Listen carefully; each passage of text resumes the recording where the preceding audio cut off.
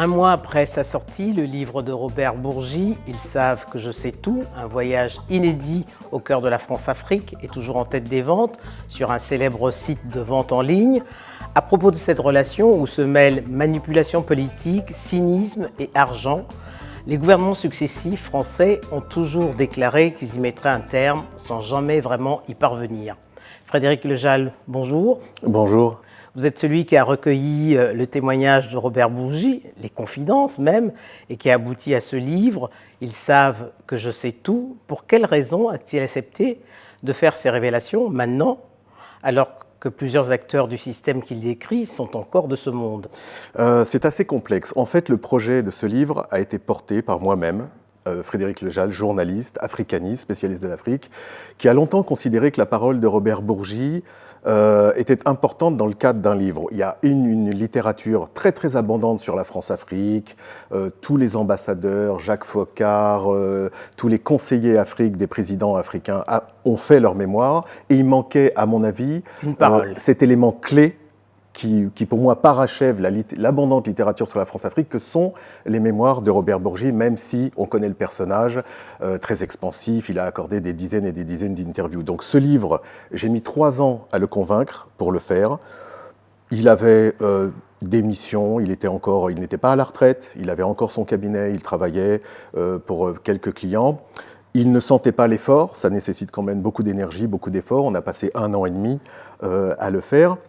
Et un jour, j'ai reçu un coup de fil de sa part avec un feu vert que je considère entre guillemets à la libanaise, c'est-à-dire avec sa parole orale, et ça m'a suffi. Et on a entamé ce travail pendant 1 an et demi, et le livre effectivement est sorti pour la rentrée 2024. Mais je tiens, Denise Epoté, merci de votre invitation, et je tiens à l'utiliser pour dire que j'entends beaucoup, depuis la sortie de ce livre, sur les réseaux sociaux qui s'enflamment avec des espèces de questionnements. Est-ce que Robert Bourgi aurait eu un agenda? Pourquoi maintenant? Pourquoi il parle? Etc., etc. C'est une question de circonstance. Si Robert Bourgi avait été à la retraite en 2019 et qu'il avait voulu se livrer en 2019, le livre serait sorti en 2020 et ainsi de suite. Alors, quels sont les éléments de sa personnalité qui vous ont marqué, lui qui a souffert de ne pas être reconnu comme un acteur de ce système? Il n'est pas reconnu, et à la fois il est quand même très reconnu car incontournable. Enfin, c'est quand même, Robert Bourgi représente 40 ans de la France-Afrique, en tous les cas à droite de l'échiquier politique français. Il a quand même souffert du mépris des diplomates, des cellules africaines. Il a beaucoup souffert des diplomates, mais oui. Si vous voulez, pardonnez-moi sur le langage cru, il s'en fiche totalement. Lui, ses interlocuteurs ont toujours été... il a toujours exercé de l'influence de très très haute intensité. Donc si vous voulez, pour lui, des ambassadeurs ou des diplomates, ça n'était pas sa clientèle, entre guillemets. Pour lui, c'était les secrétaires généraux de l'Élysée et les chefs d'État, à la fois africains et français. Donc sur ce plan, il n'a jamais vraiment souffert. Être dans l'ombre, il l'a su. Un peu quand même, le fait qu'on ne reconnaisse pas sa proximité avec Chirac. Oui, bien sûr, mais si vous voulez, lui s'inscrit très clairement dans l'héritage de son mentor Jacques Foccart. Jacques Foccart, personnage éminemment influent de la Ve République française par rapport à l'Afrique, mais qui navigue en solo. Pour moi, la qualité première de Robert Bourgi, c'est de s'être rendu indispensable tout en étant invisible. Son père, Mahmoud Bourgi, était déjà un acteur du système qui était naissant. Absolument. Il vivait au Sénégal, c'était un commerçant libanais prospère, déjà avec Jacques Foccart, dont il était le correspondant. Robert Bourgi a-t-il voulu faire mieux que son père? Non, encore une fois, il n'y a pas de désir de reconnaissance, mais il y a une très très grande, chez Robert Bourgi, une très très grande... il est animé par beaucoup de valeurs qui n'existent peut-être plus en Occident, comme la valeur de la parole donnée. Il a beaucoup de grands principes sur l'amitié, sur la fidélité en amitié. C'est ce qui vaudra sa sortie sur François Fillon, quand il s'est senti vraiment trahi par cet homme qu'il voyait depuis 40 ans. Robert Bourgi grandit à Dakar avec son père Mahmoud Bourgi, qui est un éminent commerçant très très riche, qui est parti de rien, et il a gagné son influence au point que des personnalités comme Jacques Foccart, mais aussi comme Georges Pompidou, qui travaillait à la banque Rothschild, passaient le voir régulièrement. C'était pas un honorable correspondant de Jacques Foccart, mais c'était un personnage extrêmement renseigné sur ce qui se passait. Et incontournable lors des voyages de Foccart. Oui, incontournable sur ce qui se passait dans tout l'empire colonial, en tous les cas ouest-africain, en tous les cas de l'AOF. L'AOF. Et Robert Bourgi, petit, voit défiler à la maison des personnalités, et y compris De Gaulle, puisque son père a été accueilli, enfin a été voir De Gaulle quand il est passé à Dakar au lendemain de la Seconde Guerre mondiale, pendant sa fameuse visite. Et donc Robert Bourgi a été baigné dans cette atmosphère. Et effectivement, Mahmoud Bourgi est le premier en Afrique financeur du RPF, il faut quand même le savoir, du général de Gaulle. Et il a su mobiliser, et c'est en ça que ce livre me paraît très intéressant, et ça n'est pas, selon moi, suffisamment relevé, c'est que ce ne sont pas les Français qui donnent de l'argent au FPR de Gaulle, ce sont les Libanais chiites, qui sont extrêmement riches et extrêmement influents.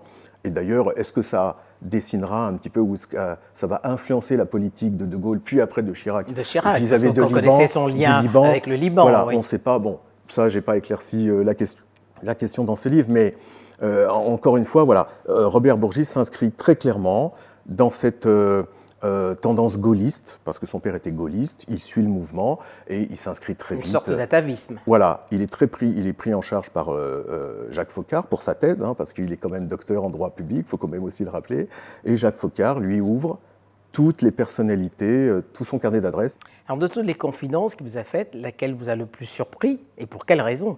C'est l'expression qui est utilisée lorsqu'il annonce qu'il a échoué à persuader Laurent Gbagbo de quitter le pouvoir. C'est un terme, il décrit la scène, il voit encore Nicolas Sarkozy bondir du canapé qui est à l'Élysée, il est avec Claude Guéant, secrétaire général de l'Élysée, et Nicolas Sarkozy affirme qu'il va vitrifier Laurent Gbagbo. Le terme est fort. Je lui ai même demandé, pour la petite histoire, si on gardait ce terme, qui est extrêmement fort, effectivement. Il m'a dit oui, il l'assume totalement. Je rappelle quand même que Robert Bourgi est ami personnel de Nicolas Sarkozy. Très proche. D'ailleurs, il ne l'égratigne pas dans le livre. Donc, vous voyez à quel point Robert Bourgi est indépendant. Je note qu'il n'y a aucune réaction de Nicolas Sarkozy, il n'y a aucun démenti, aucun communiqué. Par conséquent, moi j'estime que cette scène est tout à fait réelle, comme les autres scènes d'ailleurs de tout le livre, qui provoquent un peu le doute chez beaucoup de lecteurs ou chez certains sur les réseaux sociaux. Mais là aussi, je peux m'expliquer. Mais en tous les cas, ce terme reste vraiment ancré dans ma mémoire depuis que j'ai fait ce travail. Alors évidemment, on se doute bien que Nicolas Sarkozy a actionné beaucoup via l'OTAN pour la chute de Gbagbo, etc. On ne va pas revenir sur la crise ivoirienne de 2010-2011. Mais cette volonté, si vous voulez, ce terme, je retrouve celui finalement qu'il a peut-être utilisé pour Kadhafi finalement. Et donc c'est assez révélateur. Je sais d'ailleurs que ça a déclenché pas mal d'émotions et de réactions en Côte d'Ivoire. Il y a aussi le financement du RPR par Laurent Gbagbo, qui est confirmé dans ce livre. La grande surprise, c'est ça. Comment Laurent Gbagbo, tel qu'on le connaît, a-t-il pu donner sa contribution et que par la suite, la France a été, enfin Paris, a été aussi ingrat à son endroit, parce qu'on lui a quand même imposé Marcoussis. Absolument.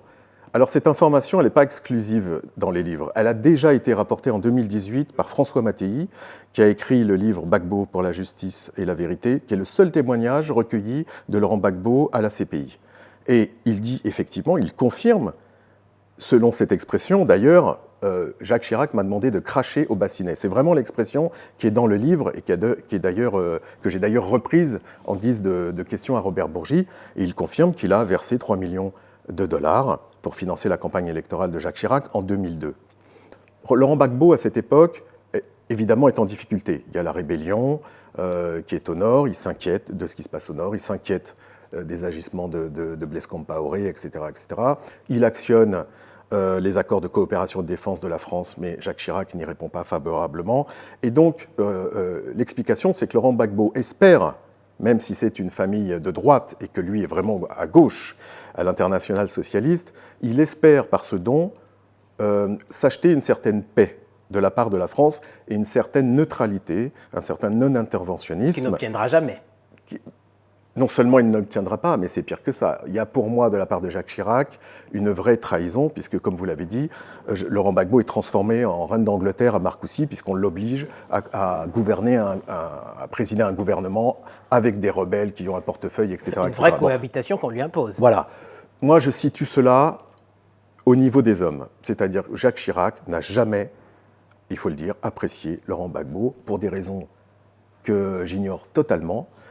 Jacques Chirac était l'opposant de Félix Houphouët-Boigny. Jacques Chirac avait vraiment une véritable dévotion, une véritable admiration via Jacques Foccart. Oui. C'est d'abord Jacques Foccart qui est admiratif de Félix Houphouët-Boigny et il n'a jamais, il ne s'est jamais démarqué de cette voie. Et même Henri Conan-Bédier, il ne le considérait pas comme légitime. C'est le souvenir de Félix Houphouët-Boigny. Et peut-être en allant trop loin pour aider Laurent Gbagbo, Jacques Chirac a peut-être pensé qu'il allait trahir la grande Côte d'Ivoire, entre guillemets, de Félix Houphouët-Boigny. Alors, autre surprise, c'est Paul Biya. Oui.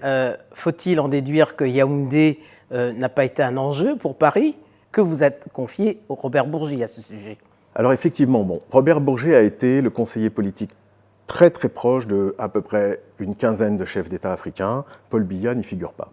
Il l'a rencontré au début des années 80 lorsqu'il était conseiller du ministre de la Coopération Michel Aurillac. Et puis après, de fil en aiguille, il a tissé ses réseaux qui ne l'ont pas amené, curieusement, au Cameroun. Il faut dire aussi, chacun le sait, la présidence camerounaise ne court pas, à mon avis, après l'Élysée. Voilà, c'est une présidence qui est très autonome, qui est très indépendante. Le Cameroun lui-même a un récit qui est très distant vis-à-vis de la France. C'est un pays qui ne me semble pas attendre la France comme pouvait l'attendre Omar Bongo ou comme pouvait l'attendre Denis Sassou Nguesso. Donc je pense que les réseaux n'ont pas pris. L'explication est là. Les réseaux n'ont pas pris dans ce pays. Paul Biya n'est pas spécialement grand communicant, il n'en a pas besoin. Il n'a pas fait la demande et il n'a pas besoin de téléphoner, à mon avis, à Jacques Foccart ou à Robert Bourgi pour s'enquérir d'une situation auprès du président français. Enfin, Frédéric Lejal, quelles leçons sur la complexité des relations franco-africaines vous tirez après ce long échange avec Robert Bourgi?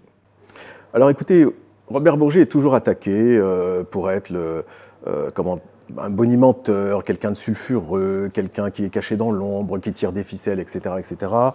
Moi, j'aimerais quand même préciser une chose, c'est que jamais, et je mets mes collègues journalistes africains ou français, je les mets au défi de faire une enquête, de faire leur métier, de faire une enquête sur Robert Bourgi. Ça n'a jamais été fait.